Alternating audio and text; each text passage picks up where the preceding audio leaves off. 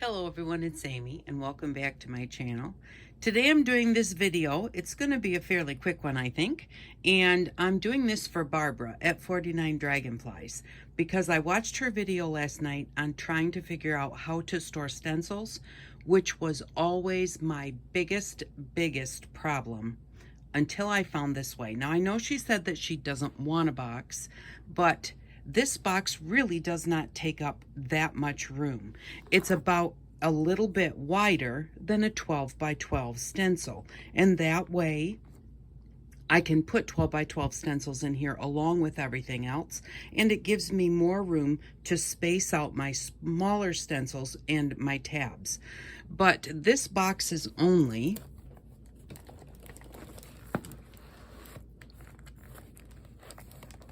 it's about 6 inches deep.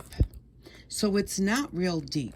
It's two smaller boxes, and then I just added a little bit extra back here to hold my 12 by 12s, which I had not got put into file folders yet. And I find that my 12 by 12s, the thing about stencils, and the real problem with stencils and masks, is the fact that they tend to get tangled terribly. My 12 by 12s seem to have, I don't have that many that are really intricate. It's more of my smaller stencils. So my 12 by 12s, I have been putting them back in their plastic sleeve, but this will work for the 12 by 12s also. And also I got lazy and kind of just quit doing it. But it took me a while to get it done, but I'll tell you what, I've had this now for years and I love it, and it works so easy. Now they're a little bit messed up. They're not color coded for any reason other than I used cardstock that I had, I used file folders that I had, and so I just used what I had, and that's why they're color coded. But what I did was, this is a piece of cardstock and I folded it in half, put a tab on it. I made a whole bunch of them because I had some of these Tim Holtz long stencils. And sorry if this keeps going out of screen because I'm having a hard time. This is so large as far as trying to get it into close enough where I can see what I'm doing and reach it.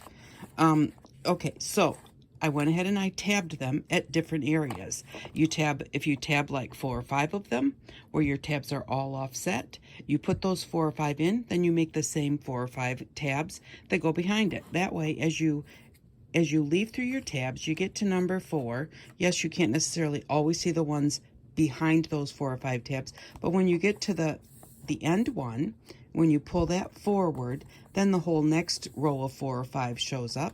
And then you start pulling those forward, and when you get to the ones that are behind it, like there's one back here and this one's in front of it, by the time I pick this one up, now I can see that one. And I do the stencil on the front of each one of these so that I know exactly what it looks like when it's stenciled, especially with masks. Masks can throw you off a little bit when you look at them because you think that it's going to look one way and it winds up looking exactly the opposite with a mask. So these are all put in here like this, and I just made different sizes because I had different size stencils. And a lot of times when I get some stencils, I'll wind up getting 4 or 5 in the same, from the same company in the same size. So, you know, I went ahead and I would just make a bunch of file folders that are that size. I cut my box at an angle, as you can see here. This one is straight, and then I just went up at an angle, so as they got taller, my sides were still tall enough to give the back a little bit of strength as it's holding these. I can tell you this has really stretched out over the years from me doing this and from me stuffing extra stencils in the front that need to be put in here with file folders. I did make extra file folders when I started so that I had them in here, and that way when I got a new stencil, it was easy to just stencil on the front of that file folder and put it in where it belongs. So like I said, these are tabbed at different spacings, and then I made my file folders just a little bit bigger as I went up so that I could see them easier as they went. And I knew darn well that I was going to have some very short stencils, and then I was going to have taller stencils. And this is just a file folder. I had some of these file folders, and so I put them in here. But you don't have to have file folders. You can have regular file folders. And these ones, I had quite a few that were not, they were taller than some, but not quite as wide as a whole stencil, or as a whole file folder. So I cut my file folders in half and just put a tab on the second half so that I could use both. But you just go through and it just helps you see what you have. And I do look at this because I've had most of these stencils for such a long time. I know what I'm looking for. So I don't have to look at the pictures. But if I think, oh, I don't know what that one is, well, then I can just grab it and pull it up. And it's like, oh, yeah, it's that one. I forgot I had that, because I do have a lot of stencils in here. And they have gotten mixed up. And, you know, when I first put them in there, my tabs were so perfectly put across. And, you know, after a while, that's not going to happen. But this still works just so well to be able to flip through and decide what you want with the names on the top of the tabs. If you know what you have, you're going to know, you know, you're going to know just by looking at that tab which one that is. And you can go all the way up to your 8.5 by 11s with regular file folders. See, even here, I figured, why did I want to waste a whole file folder for this? But, number one, I don't want this getting lost. I really actually do like this stencil. This is a really nice fall stencil. I didn't want it getting lost, but it was really tall. And so I thought, well, it would look good right up here. And now I just dropped it.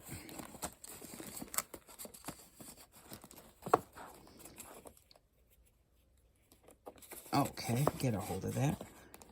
But so you can make them all different widths and different heights to fit your stencils. Now, I haven't done my 12 by 12s yet. You know, these stencils here are my full page stencils.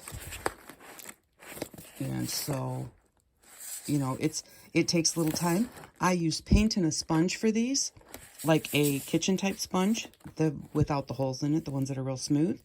And I put some paint on a paint palette, and then I get that sponge and I do them that way, because your sponge is, you know, 2 or 3 inches by 3 or 4 inches. You know, they're good size. So you get that paint on there and you can get these stenciled really quickly. And I normally cut a whole bunch of them and get them all ready to go, and then go through and stencil them all at the same time. And then I'll do a bunch more. But see, this one's even round. And so it's like, well, how do I store that? That's still the perfect way to store it. And so, and they've got all of their pictures on the front. So, and I so tend to use the names on them that, you know, I don't actually flip through and look at the picture on the front very often. So you're not seeing many of the pictures on the front. But every one of them is stenciled on the front of its file folder. And like I said, it takes some time, but it is one of those things that you can do when you have downtime, where you're like, I want to do something, but you don't know what you want to do, because it feels really good. You kind of get addicted to doing it because it feels really good as you start getting those stencils in this box, and they're easy to find, and you can see them and you can flip through them. It's very, very rewarding when you get it done. And like I said, the only ones I didn't do was my 12 by 12s, and that was because at the time I didn't have 12 by 12 cardstock. I very rarely used it. I have it now, but so I just didn't make any because, like I said, they fit in their plastics, and I don't use my large stencils that often. I use more of my smaller stencils, so I wasn't getting them in and out all of the time. But the thing is that the stencil problem for me, my biggest stencil problem was them getting all intertwined with each other and getting stuck with each other. And especially masks do the same thing. And I do have masks in here also. Excuse me. I don't use that many masks, so, you know, we didn't kind of run across any. But I do have put my masks in here right along with everything else. But you could do a separate box for those if you wanted to. But, you know, it's very easy to make your own folders, and I used my punch board to do that, but you don't need a punch board to do it.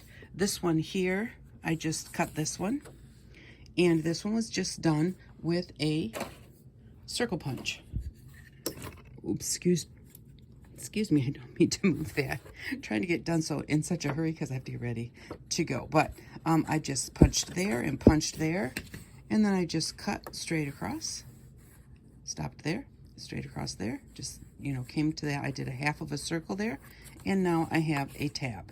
If you don't like this, you can round that corner, you know, just with your scissors. And you don't even have to have that. You can trace a file folder that you have.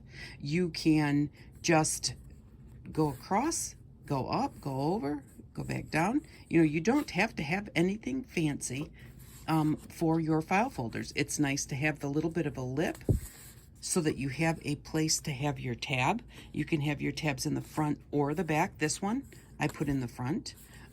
Normally they're in the back. That just makes it so that it's easier to read them and then flip it down without having to move the name that's on the back. So I actually did this one kind of backwards. I should have folded it.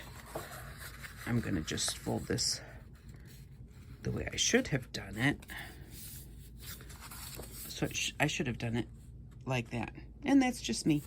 You know, you can do it any way that you want to, but make it so that your tab's in the back, not the front.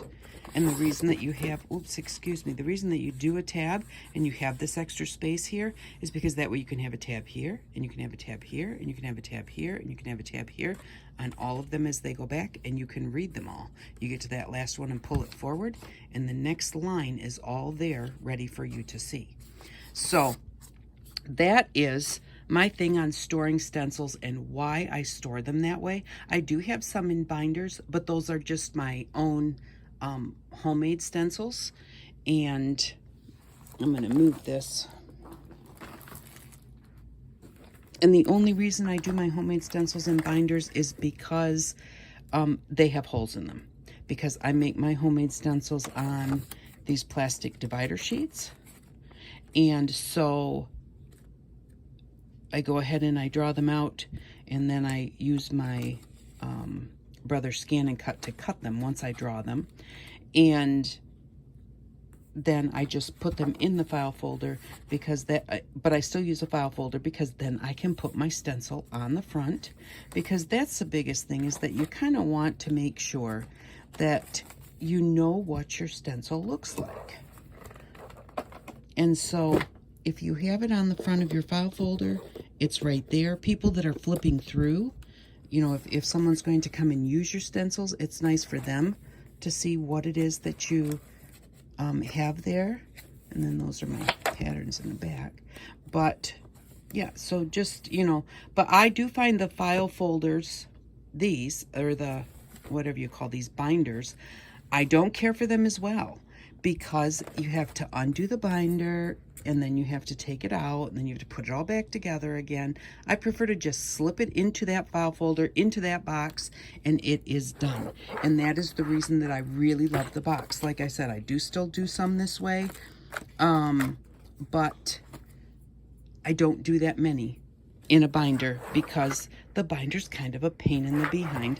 And if it's not easy to do, then you're not going to do it. And that is the biggest thing. That's why I made myself extra file folders right in the beginning so that I had them, so I didn't have to do them later. And that is why I like this system, because literally you just take this out and you go ahead, you take it to your table, you use it, and then you just throw it back in there. It is so, so easy. And you know, I don't have any problems anymore with my stencils sticking together. I don't have any problem with them getting bent because these hold them nice and solid. So it's just a thought, and I just wanted to come on and just, I know you said you don't have room for a box, but literally this is about 13 or 14 inches. Well, let's see. 12. It looks like it's about maybe 15 inches by 6.5. So it doesn't really take up that much room. then you can put all your Velcro stuff back on your door for your little bits. But this is how I store the stencils, in a box, and why I store them that way. And I have to say that it has probably been at least 10 years that I've used my stencils this way, and I really, really love it. I am out of file folders now, and so I have a whole stack here that I haven't put in there yet. And if you have the 12 by 12s, you can just go ahead and take some 12 by 12 paper. You know, the ones that have the extra strip on them? Just take 2 pieces of 12 by 12 paper and tape them together at the bottom. Now you've got a file folder. Cut one strip off and put a tab on the other one. I could put a tab right here. If I cut this one off and put my tab right there, there would be still full 12 inches here. Because of that little bit, I'm only gonna cut that off of here, and that's an extra piece that you cut off anyway. So I still have a full 12 by 12 file folder with the name on it, and that is how you can store your 12 by 12s exactly the same way. And again, so easy to just pull this whole thing out, use it. You just open it up, throw your stencil in there, close it up, and slide it back in your box. Simple, simple, simple. So thank you very much for stopping by to watch. I just had to come on because she kept saying, I don't have room for a box. I don't want a box. But I just wanted to tell you, I love my box, and it really, really doesn't need to be that big. And they're so easy to see what you've got. And also even size-wise, it's one of those things where you need a stencil and you think, I want a small one. Here you go. You've got a large area that you need to cover. You know, you might not want to use a small one and have to do it over and over. You might want to start looking with your larger stencils and see, what do I have in my bigger stencils? So that also is another good reason to, you know, you've got them all layered up this way so you can see them, but it also gives you a size marker so that you kind of know if you want something larger, you're going to start looking back here. And if you want something smaller, you're going to start looking here. Not that you can't use pieces of those for something smaller, but you might want to start looking here first. So, and plus the fact of once you start, you're flipping through them and you're flipping through them looking for different things, as you go through the years, you get to the point where you know what's in that box. And so that's also, you know, you look through your stencils kind of quite often when you want to look through these, and you just kind of see different names and think, oh, I forgot I had that one, which is also another good reason to have something where you can, you know, just look at it. Even at a glance, you can see a lot of what you have. And so that's just my spiel on why I think a box is great. And I just wanted to give you my thoughts on that, because as far as I'm concerned, it just works really good. And I'd tried for years to find my special way, hanging them up, or, you know, even just putting them in file folders and putting them in a drawer, putting a piece of paper between them, putting them in a binder, all sorts of things. And this, once I did this, I never went back, except like I do still sometimes just shove them in the box without putting them in a file folder before I open the packets. But then once I open the packet, I make a file folder and I stick it in there. So that also is another, you know, I just throw them in the back of the box, while my smaller ones I throw in the front of the box so I don't lose them. So it kind of has stretched my box out, but that's all right. So thank you very much, everyone, for stopping by. I hope this helps someone, and I hope that you all have an outstanding day. Bye-bye.